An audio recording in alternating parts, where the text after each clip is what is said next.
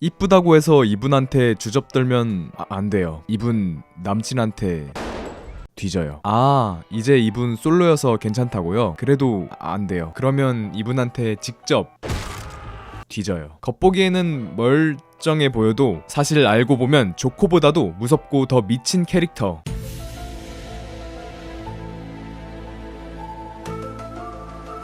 아니 뭐 이 아줌마가 그랬다고요. 오늘의 덕질 할리 퀸입니다. Harley Quinn, nice to meet ya.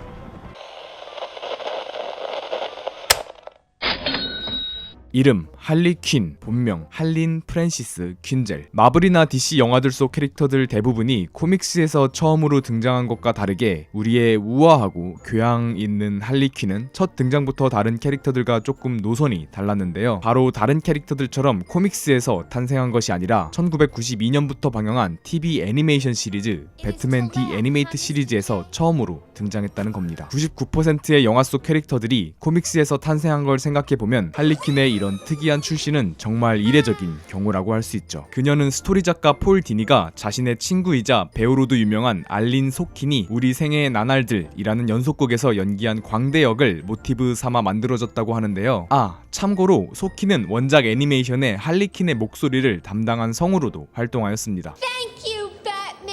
특이한 건 할리 퀸은 원래 저기 구석에서 열연 중이신 배우분처럼 그저 엑스트라 캐릭터였다는 건데요.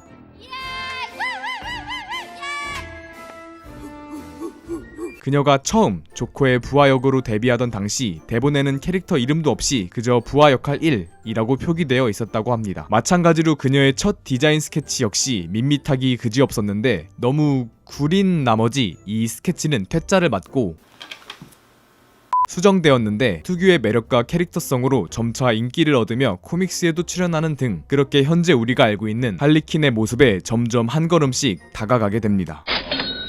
작품 속 할리 퀸 캐릭터 자체의 탄생 배경에 대해 알아보자면 그녀가 아직 일반인이던 즉 할린 퀸젤 시절에는 그녀는 대학교에서 체육 장학금을 받을 정도로 타고난 예체능계 재능충 그 자체였는데요. 뒤늦게 학구열이 불타올랐는진 뭔진 몰라도 자신의 진로를 정신과로 변경하였고 이후 젊은 나이에 아캄 수용소 정신과 의사로 부임하는 등 모두의 기대를 받는 촉망받는 인재였습니다. 하지만 이후 모두들 알다시피 그녀는 아캄 수용소에서 여기 이 긍정적인 에너지가 넘치는 한 미소천사를 만나게 되었고 그렇게 그녀의 인생이 꼬이기 시작했죠. 그녀는 조커의 정신을 치료하기 위해 상담을 진행하였는데 이 과정에서 조커의 말빨 그리고 조커 특유의 사람을 휘어잡는 매력에 넘어가 나중에 오히려 역으로 본인이 상담을 받는 등 결국 그에게 사랑에 빠지게 되었고 결정적으로는 평소처럼 배트맨과의 사랑 싸움 후 만신창이가 되어 수용소로 끌려온 조커의 모습을 보고 조커에 대한 연민과 그런 조커를 이해하려 들지 않는 독신적인 배트맨의 행동에 대한 적개심이 맞물리면서 조커의 계획대로 그녀는 광대 복장을 한 채 조커를 탈출시키는데 성공하며 결국 할린 퀸젤에서 할리 퀸으로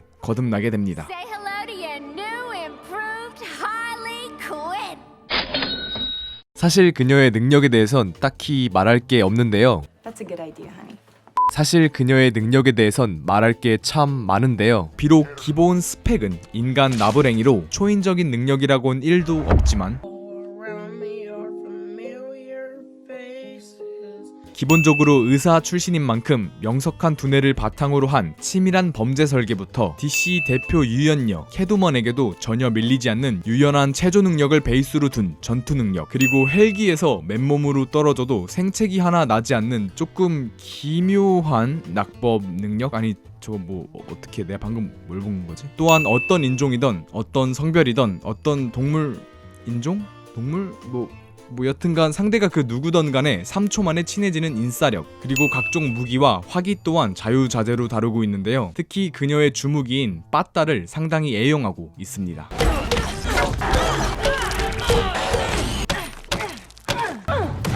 의외의 능력 중 하나는 비록 영화에서는 나오지 않았고 나올 리도 없지만 원작에서의 그녀는 모든 종류의 도구로부터 면역을 가지고 있는데요. 이를 어떻게 가지게 되었는지는 뒤에서 다루기로 하죠. 또한 광대답게 변장술의 달인이자 노래와 춤에도 굉장히 능한데요. 이는 영화에서도 아주 잘 보여지고 있죠.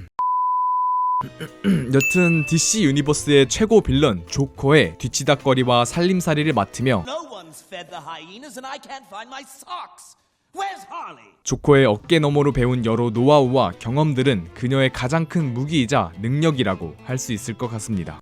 물론 그녀의 최고 능력은 천하의 배트맨조차 흔들리게 하는 살인적인 외모죠. 망할 외모 지상주의 같으니라고. 중요한 건 외면이 아닌 내면의 아름다움인데 말이죠. My teacher tells me real beauty's on the inside. That's just something ugly people say. 겉모습은 판무파탈 그 자체로 여러 남성을 울리며 다닐 것 같은 외모를 가진 할리퀸이지만 실상은 본인이 제일 많이 우는 그야말로 순애보 그 자체인데요. 맞습니다. 할리퀸 하면 조커, 조커 하면 할리퀸은 아니고 배트맨. 그쵸, 조커 하면 배트맨이죠. No, you complete me. 뭐 아무튼 간에 적어도 할리퀸에게 있어 조커는 그야말로 뗄래야 뗄 수 없는 존재라고 할 수 있습니다. 조커를 위해서라면 기꺼이 몸을 내던지는 모습과 조커의 정신나간 명령에도 언제나 충실히 임하는 그녀의 모습을 보고 있자면 조커에 대한 할리퀸의 광적인 사랑이 정말 많이 느껴지는데요. 가슴 아픈 건 사실 이 사랑은 쌍방향이 아닌 일방향으로, 즉 짝사랑이라는 겁니다. 조커 역시 할리를 좋아하긴 하나 이는 어디까지나 호의적인 감정을 가지고 있는 것일 뿐 할리가 조커를 사랑하는 만큼은 절대로 아닌데요. 실제로 조커 같은 경우는 할리가 자신을 좋아한다는 점을 오히려 이용할 때가 더 많습니다. 그렇기에 할리는 조커에게 이용당하고 버림받는 게 거의 일상이라고 할 정도인데 실제로 한 번은 할리퀸이 배트맨을 죽이기 직전 단계까지 이르르자 조커는 배트맨을 죽이는 건 자신이어야 한다며 할리퀸을 건물 밖으로 던져버린 적도 있었습니다. 미친놈. 배트맨밖에 모르는 미친놈. 사랑밖에 모르는 미친놈. 여튼간 간신히 목숨을 부지한 할리는 결국 조커를 증오하며 정신을 차리는 듯 했으나 조커가 그녀의 병실에 놓아준 꽃 한 송이에 다시 사랑에 빠지는 모습을 보여주죠. 여러분, 이렇게 사랑이 무서운 겁니다. 그러니까 모두 커플을 멀리하고 지금처럼 솔로 상태를 유지하세요. 네? 여자친구 있다고요? 물론 그렇다고 해서 그녀와 특별한 관계를 가진 인물들이 조커만 있는 건 아닌데요. 채식주의자, 비건들의 영원한 적, 식물성애자 포이즌 아이비 역시 할리퀸을 소개할 때 뺄 수 없는 존재입니다. 조커 패밀리로부터 가출을 해 방황을 하던 당시 할리는 아이비를 만나게 되었고 그렇게 이 둘은 친구가 되었는데 주로 할리가 트러블 메이커 역할을, 아이비는 츤츤거리면서 챙겨주는 츤데레 역할을 맡고 있는데 화려한 비주얼과 서로 간의 찰떡 케미로 상당한 인기를 끌어들인 이 듀오는 결국 솔로 애니메이션으로까지 제작되었는데요. 작품 속에서 둘은 동거를 하고 있는데 이 둘의 동거 생활은 글쎄요. 대충 이웃 주민들에게 있어 이 둘은 그렇게 유쾌한 이웃 주민은 아니라고 해두죠. 여튼간 단순히 파트너 관계 이상으로 이 둘은 서로에게 진심으로 우정을 느끼고 있는 친구 사이로 무엇보다 아이비 같은 경우는 항상 조커에게 허우적거리는 할리에게 주체성과 독립성을 만들어주는 데 큰 기여를 한 중요한 인물이기도 합니다. Who needs ya? This table's too far away from the dance floor anyway. 또한 앞서 말씀드린 할리의 능력 중 모든 독으로부터 내성을 갖고 있는 독성 면역 능력 또한 아이비가 할리에게 독성 내성 주사를 주입시켜 주어 생기게 된 능력입니다. 참고로 밤쉘이라는 버전에서는 이 둘이 연인 관계인 설정도 있는데요. 여기서 하이라이트 장면은 이 둘이 서로 그 외 인물과의 관계를 짧게 말해보자면 조커와의 결별 이후 같은 팀인 수어사이드 스쿼드에서 만나 연인 관계로 발전한 데드샷, 그리고 배트맨과의 묘한 썸씽도 있긴 했지만 그럼에도 박쥐 사랑꾼 조커와 달리 할리만큼은 배트맨에게 꽤나 철저히 적대심을 가지고 있는 편입니다. 아마 질투 때문에 그런 것 같죠? 현재 우리가 알고 있는 양갈래 머리에 투톤 염색을 한 할리퀸의 모습과 빨간 광대 복장을 한 볼 빵빵 오리지널 캐릭터는 외견상으로만 봐도 많이 다른데요. 사실 이는 단순히 외적으로만 바뀐 것이 아닙니다. 그녀가 이렇게 바뀌게 된 변환점은 코믹스 뉴 52 사건을 기점이라고 할 수 있는데, 뉴 52를 간단히 설명하자면 DC 코믹스에서 진행한 일종의 리부트이자 세계관 재정립 프로젝트로 기존에 있던 캐릭터들의 설정과 디자인 등을 현대적으로 탈바꿈한 프로젝트라고 할 수 있는데요. 여기서 할리퀸 역시 기존에 있던 설정과 디자인 등이 많이 바뀌게 되었는데, 우선 외적으로만 봐도 기존 광대 모습에서 지금 우리가 알고 있는 모습으로 바뀌었으며 무엇보다 가장 큰 차이점은 바로 그녀의 독립성 입니다. 기존에는 조커의 조수 역할 그 이상 그 이하도 아니었다면 이 이벤트를 기점으로 탈바꿈한 할리퀸은 하나의 독립된 캐릭터성을 보여주고 있는데요. 우선 그녀의 탄생부터 단순히 그녀가 광대 옷을 입고 조커를 탈출시키면서 할리퀸이 된 것이 아니라 이 둘이 탈출 후 조커가 자신이 오래전에 빠졌었던 화약 약품통에 그녀를 빠뜨리면서 할리퀸으로 거듭나는 설정을 갖게 되었습니다. 이는 영화에서도 조금 다르지만 비슷하게 그려내고 있죠. 여튼간 이렇게 기존의 할리퀸은 조커에 대한 광적인 사랑만을 가지고 있는 단면적인 캐릭터였다면 뉴 52 이후에는 조커에 대한 애정, 공포, 그리고 증오 등의 감정을 복잡하게 품고 있는 입체적인 캐릭터로 바뀌었고, 더 나아가 나중에는 조커와 완전히 결별을 한 채 우리가 알고 있는 수어사이드 스쿼드 팀에 합류해 독자적인 행보를 걸어가기 시작합니다. 이 과정에서 데드샷과의 연인관계가 되어 나름 건전한 연애 생활을 보여줬지만 해피 엔딩 따윈 없다의 DC답게 조커 특유의 소유욕이 불타오르는 바람에 썩 좋지 않은 상황이 펼쳐지죠.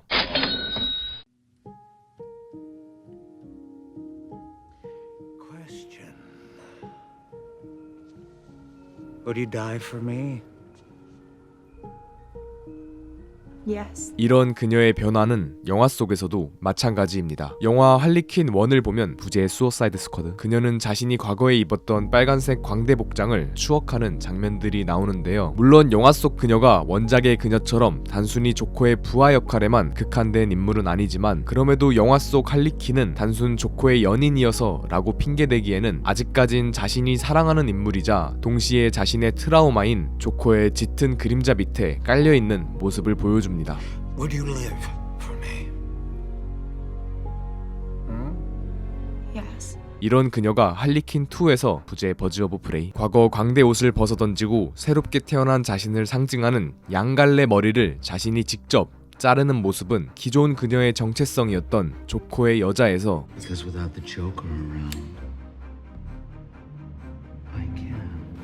A silly little girl with no one around to protect her. 본인의 이름처럼 여왕으로, 할리퀸으로 온전히 거듭나려는 첫 발걸음이라고 볼 수 있을 것 같습니다. 과거 조커에게 끌려다니며 조금 짠한 동정심을 유발하던 사랑스러운 캐릭터에서 이제는 조커의 그림자에서 벗어나 당당히 하나의 아이콘이 된 캐릭터, 오늘의 덕질 할리퀸이었습니다.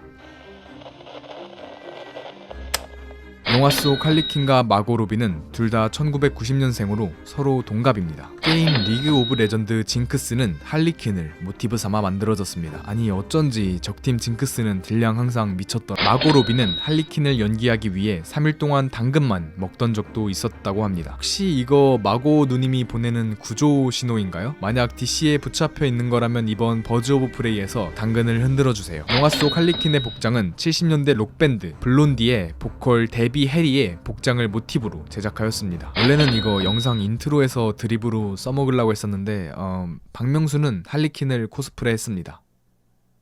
겁나 뜬금없다고요? 맞아요. 그냥 제가 박명수 팬이어서 그냥 한번 끼워 넣어봤어요. 무도 보고 싶다.